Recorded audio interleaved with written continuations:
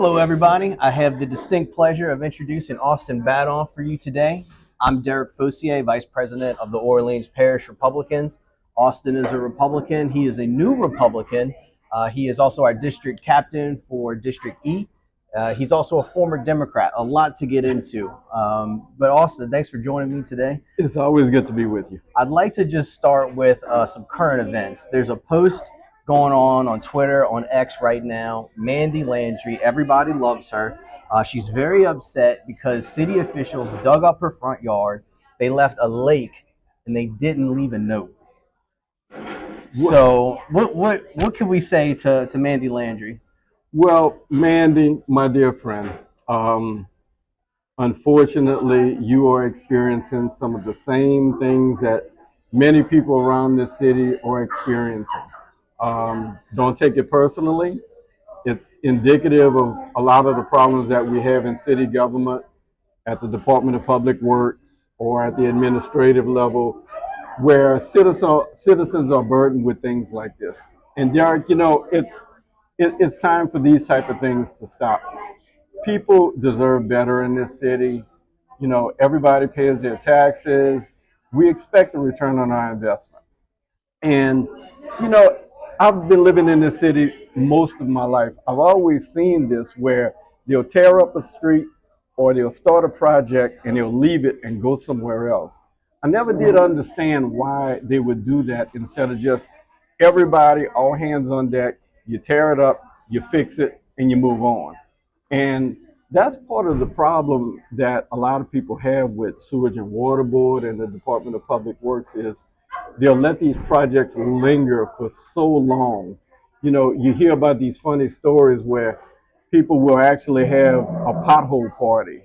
They'll come out and they'll put a cone in a pothole. I've seen this. You've seen I it? think they had a wedding in a A pothole one wedding. time. They People had a had hot tub, a swimming pool. a hot tub. People had a wedding. They had dinner in a hot tub.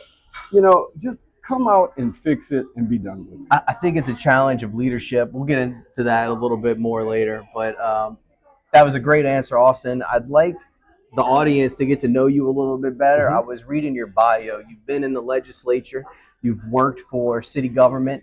Now you're the head of the Office of Motor Vehicles. Well, not the head. Oh, The head. okay. I work for the Office of Motor Vehicles.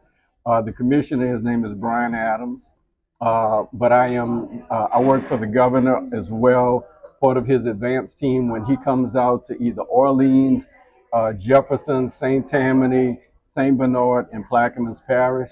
But when the governor and I came on board, he called me and asked me if I was interested in this position with motor vehicles. So I've been doing it now for the last 14 months. Everybody knows me as the motor vehicle guy. And so I'm doing double duty. Thank you for that correction. Why don't you talk a little bit about your upbringing and what called you to a life of public service? So, mom and dad had a home in the Seventh Ward of New Orleans, and I went to school there. I was fortunate to attend the best high school ever, created by God Himself, St. Augustine High School, St. Aug. After St. Aug, I attended the University in New Orleans, where I actually earned a degree in political science. So I am degreed in this field. After that, I took a little time off and was a bachelor and moved around a little bit. I moved to Atlanta, which I really did not like. And then I moved to Houston, which I love. And one Christmas, and you probably know this, guys, we cannot wrap Christmas presents. No. So I'm on the phone one Christmas, and a friend of mine, Therese, she said, "Well, bring them over. I'll wrap the presents for you." And the next thing I know, I was looking for a wedding ring. Oh my goodness. So 30 years later, we're married. We have one son. I went back to school and I earned my master's degree in human resources management. One day I was outside, and this guy came running by, and he patted my dog on the head, and he kept running by me. I guess he thought my dog was a registered voter. And then I got phone calls from people asking me to run for District 100, representing New Orleans East in the State House.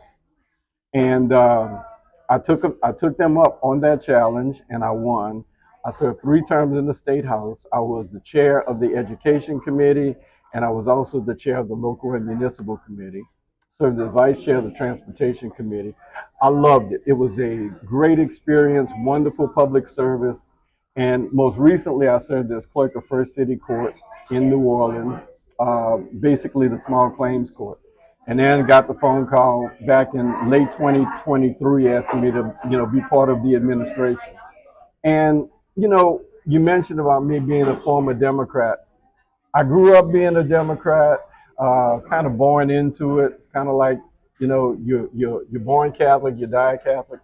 But I took a look at things, and it wasn't going the way that my conservative values were leading me.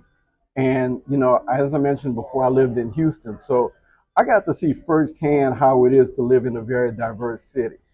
And when I was there, I was a kid. I did it right. I went to school. I earned my degree. Waited to have children. I never had those silver bracelets on. Yep. Never smoked anything or anything like that. I did it right. And when I was in Houston, I'm applying for jobs, and they might have 10 different things. And I'm like, yeah, I got that, I got that, I got that, I got. When I get to the last one, it said I had to be bilingual. Now, I had a problem with that in the United States of America, that I now had to acquiesce to learning another language just to fulfill the American dream. And, being a conservative, most recently, under the Biden and Harris administration, I did not like the way things were going. And as a Catholic in Catholicism in New Orleans, we say a prayer during our Mass service. And in that prayer, it said on four different occasions about protecting children and nurturing children and raising children. And I'm saying to myself, I'm a hypocrite, because at the time when I was a Democrat, I'm saying this prayer, and the Democrats were about giving people the right to have abortions. And, it didn't make sense to me. We're supposed to be protecting children, but yet the Democratic Party was fighting for people to have the right for abortion, but they would also fight for the right to spare the lives of people who have committed the most heinous crimes known to humanity. And it didn't make sense to me at all. And then looking at the whole immigration aspect, we are the only country where uh, you could just come here. If you made it across the Rio Grande, you were good to go. You didn't have to sign a book. Nobody needed to know where you were. And Americans can't go to any other country and do that. No, it's one-sided. One-sided. So living in a city that was very diverse with a large immigrant population, and seeing the burden that that put on Houston as well as other cities along the border in New Mexico and Arizona and Southern California, it did not, this was like, no, this is insanity. We have to do something different. And I put my big boy drawers on, and I said, Austin, it's time to do something different. Well, Austin, we're certainly very, very happy to have you. And I think that's a wonderful story of personal growth that you just shared. I think your moral background, religious and otherwise, the focus on family values, I think that's pretty common out there. There's a giant church in the East. Um, there's a lot of families out there who I think are in a similar situation. And there's other people who have converted as well. And we think that we're hoping that this is the start of a wave where New Orleanians can start to focus on, helping the people who need the help, and not just the violent criminals, as you mentioned. And I talked to a lot of African American Democrats about politics. And when we started our conversation, we touched on a few topics. But then when I would have that conversation with some of these African American Democrats, they're saying, yeah, I'm not for that. Or I'm not for this. I'm not for men playing in girls' sports. Yeah, it's common sense stuff. Absolutely, they're not for that. They're not for people coming into this country illegally. They're not for us getting involved in wars that we should not be getting involved in. Where they come here, the presidents come here, and they walk out with a a check for billions of dollars in taxpayer money. They're not for that. And many And other vacation issues. homes. Absolutely. You're not for Well, that. we got our food here now with the wonderful Chateau Cafe. It's all right. You can bring it over. We're gonna take a quick break to eat. Yes, I had the French dip. We're gonna show off the food for you guys real quick, and then we're gonna take a break to eat. Cool. Can I get y'all Thank anything you. else? This No looks good? great. All right, Thank you. y'all enjoy. A little thing of honey mustard. Sure. All right, this is my French dip, Chateau Cafe. It's delicious. Austin, what you got? So I am a creature of habit. When I find something that I like, I stick with it. So this is the chicken cordon bleu with an onion roll. And, I've lost about 35 pounds. So I don't really do a whole lot of mayonnaise. I have a little honey mustard with the chips. And so I enjoy this place very much. It's always good and consistent. We'll be right back. All right, we're back from our delicious lunch at Chateau Cafe. Again, here with Austin Badon. He's our district captain for District E. A lot of people don't understand that District E has about 1/3 of the voting population of New Orleans. And I like to often say, as goes District E, so goes the city. Yeah. You've got a deep history there, Austin, and we've got an upcoming mayoral election. We've got Oliver Thomas, as everyone knows, who is the current city councilman from District E, who is also running for mayor. He's got this $2 million plan to study about a grocery going on in New Orleans East. But we also know about the recent news that the former owner of a big grocery in the East was murdered while she was on the job. So given all of this, Austin, I know I gave you a lot to talk about there. See if you can hit on some of those high points. Well, New Orleans East has been neglected for many, many decades. Um, Initially, New Orleans East was the place to be. If you said you lived in the East, people looked at you like, wow, y'all got money and, y'all doing well. But I will tell you, there were a couple of things that really happened. One was when the council years ago decided to close out a couple of housing projects, moved everybody out to the east. The other thing that a lot of people don't realize was that there was a space shuttle disaster. And a lot of those people who came and worked out at Marietta and Michoud were from other countries. They bought houses there, they lived in apartments. Well, after that disaster, there was a shutdown, everybody moved out. And New Orleans East has been neglected for many, many years. We get politicians who show up running for mayor and they take these videos like, over the last couple of mayoral campaigns, and nothing ever happens in New Orleans East. And the people are just tired, they're fed up.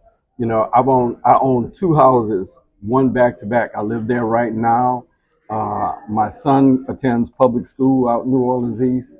My parents live there. It's deplorable. It really is deplorable. Um, Recently, we've lost three restaurants. We lost an IHOP.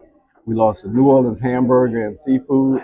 We've I do lost. like that place. Yep, I did too. And we've lost. I understand another restaurant has put a for sale sign on the door as well. And so we have not seen growth in New Orleans East at all. And it stems from probably lack of leadership. And one of the greatest things that ever happened to me was I lived in other places. I lived in Atlanta. I lived in Houston. I saw how cities should run and should look and operate.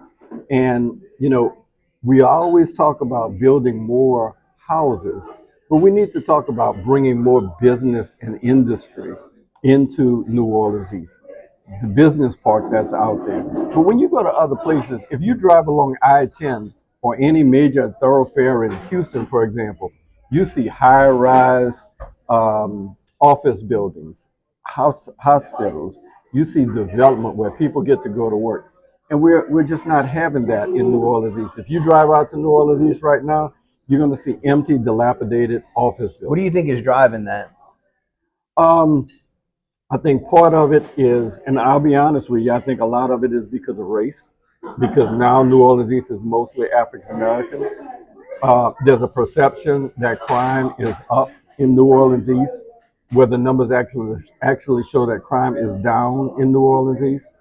But we still have that perception. And when you drive around, you see people doing the wrong thing, like dumping tires all over. There are places where they could go and legally dump the tires. You don't have to do that. But when you drive around, you see this.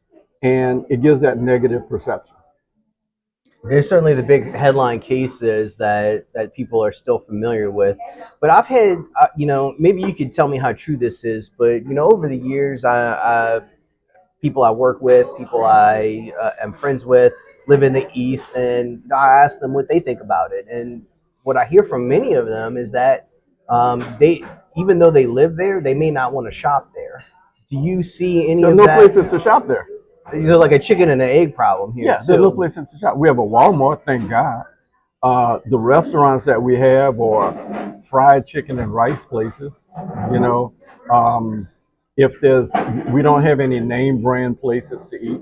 There are no, um, of these chain restaurants. There's nothing like that. Years ago, we had that, but we don't have that now. When you speak of a leadership problem and also this perception that crime is maybe higher than it truly is over there, um, I'm thinking that maybe some sort of public relations campaign where the politicians in partnership with the NOPD had some sort of a campaign to make people feel safe. Maybe it's already safe. They just need the feeling. Maybe they need to see officers a little bit more visible in the area will make them feel safe. What do you think about something like that? Well, not to put it on NOPD, we see a lot of NOPD officers. We actually see Troop NOLA, state troopers and officers out there. That's great. Yeah, we do. We see that. We see the impact of what Troop NOLA is doing. It's a great thing what the governor has done with Troop NOLA because Troop NOLA is targeting the worst of the worst. They're taking people off the street with drugs, with firearms, people who should not be carrying firearms. These are, people who have committed felonies, who are in possession of a firearm. They're taking those kind of people off the street, which is something that everybody should want. But in order to build the East up, you got to build it up with business and industry. It has to be a place that is dedicated to, new type of office buildings that people will come there and work, and you will have people who are working there on a daily basis, and when they're there, now they have to eat. They have to go and shop. So those other type of ancillary services will arise from that. We're looking at it from the ass end. We're trying to build up more homeless encampments. Well, I'm sorry, we're not trying to build up more homeless encampments. We are trying to take down more homeless encampments and to get rid of that perception as well. But in order to do that, you build it up with business and industry. I hear you. So one last topic, we have the upcoming election. District E City Council is up for election as well. I know that there's several candidates who have been announced. I have a particular fondness in my heart for Cindy Wynn. I really liked her because she talked to me, and I find that rare on City Council. Do you have an opinion on how that race is going to go? Well, there's a couple of different people who are now throwing their name into that race. I've heard Jason Hughes, who's a state representative. He actually has the seat that I have. I like Jason a lot. Cindy's told me she's running. I like Cindy a lot. But Cindy's campaign before is quite a bit different from this campaign now if she gets in. When she ran before, she was running against a very unpopular individual. Now she's going to be running against people who are new, fresh faces. I would tell Cindy, well, Cindy, you had your shot at it, and the people didn't elect you. I don't know if they're going to elect you again. Okay.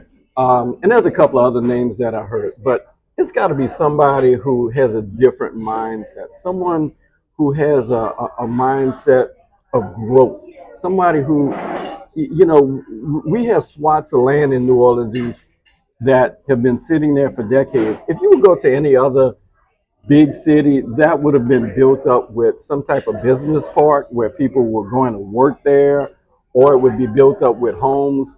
We do not want any more communities with single driveway homes in New Orleans East. We don't want any more apartments. No more Dollar Generals either. No, Huh? we don't want that. But unfortunately, in the East, all the Dollar Generals closed. Yep. You know, um, That was Oliver Thomas. He didn't want him there, and he got his wish. And maybe that was a little bit of a monkey paw situation, right? Yeah, but we don't want any more apartment complexes, because those monster apartment complexes at the East Head, it would drain all of the services. Police would stay there constantly. You just had so many people warehoused. So, do you think Mr. Hughes is the individual who's going to come in with the new perspective, or are you kind of just waiting to see how the field settles? Well, not to put out an endorsement for anyone, but I like Jason. I think Cindy has a real strong and passionate heart. Jason is currently in office as a state representative for District E and District 100. And so people have options. And I would just encourage everybody who's out there to do your homework, look at the candidates, evaluate what they've done or what they have done, and make your own choices. Good answer. Well, I very much enjoyed getting to know you, Austin. Is there anything else you would like to say to the audience before we close this one down? I just would say to everybody that whenever there's an election, please go out and exercise your right to vote. As politicians, we actually look at who's voting and how many times they vote and their frequency. But please go out and exercise your right to vote. Many people died or were injured because of that right. And so, go out and do that. It only takes just a few minutes. And, I wish everybody well and, keep praying, and we're keeping our faith in trying for this city to make it better. Amen. Thank you, Austin. My pleasure. Thank you, Derek.